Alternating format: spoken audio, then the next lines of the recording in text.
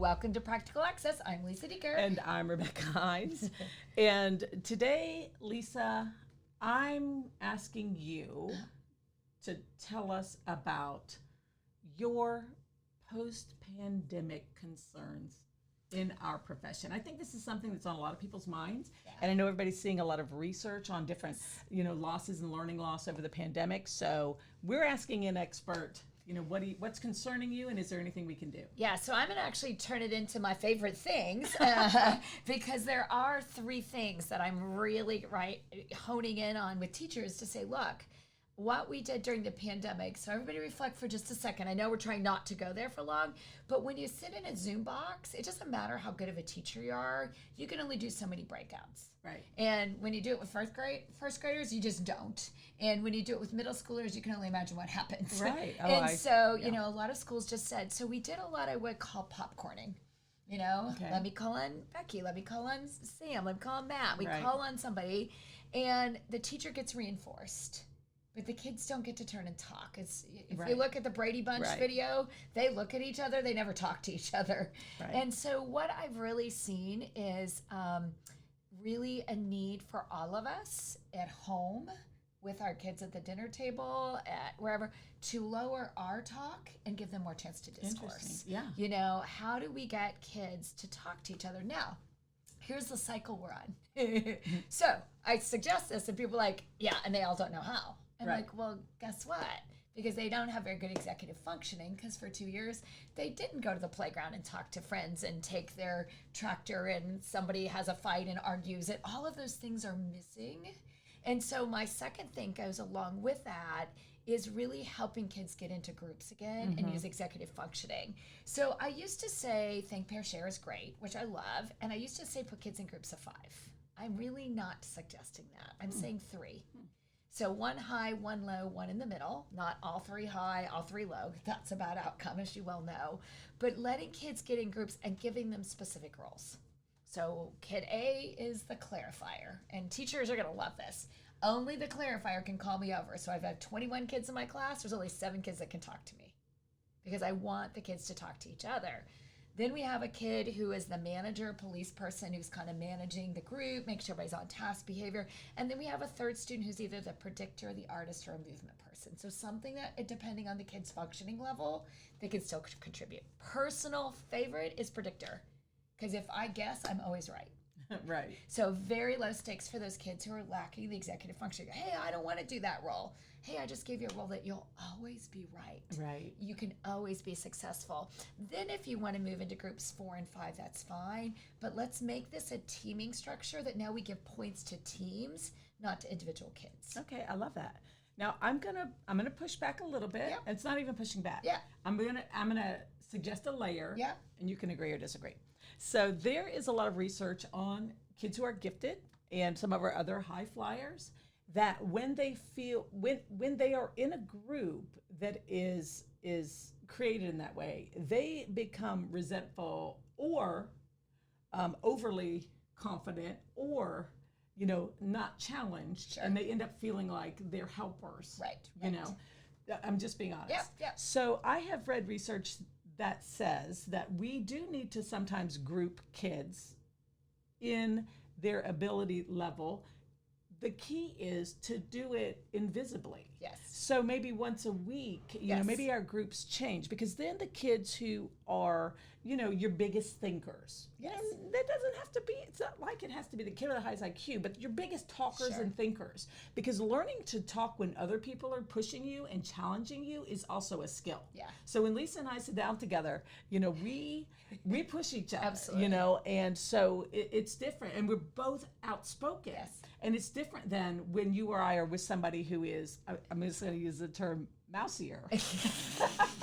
That's a scientific term for you. You're welcome. But somebody who's not as assertive. Yeah, not as assertive. And then it feels like, assertive. I'm not trying to make you do it my way. I am just stating my opinion so strongly.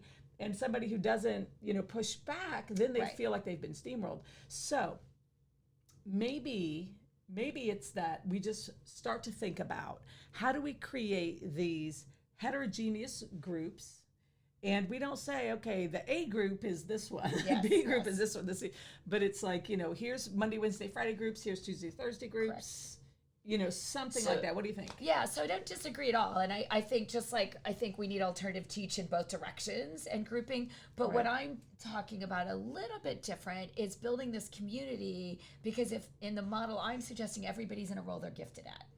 I gotcha. And so I'm not saying do all your academic tests that way, but hold the group accountable for getting started, doing their work, going to their lab groups. Even if I'm doing an alternative teach, it's still the clarifier who says, does everybody know what group you're going to?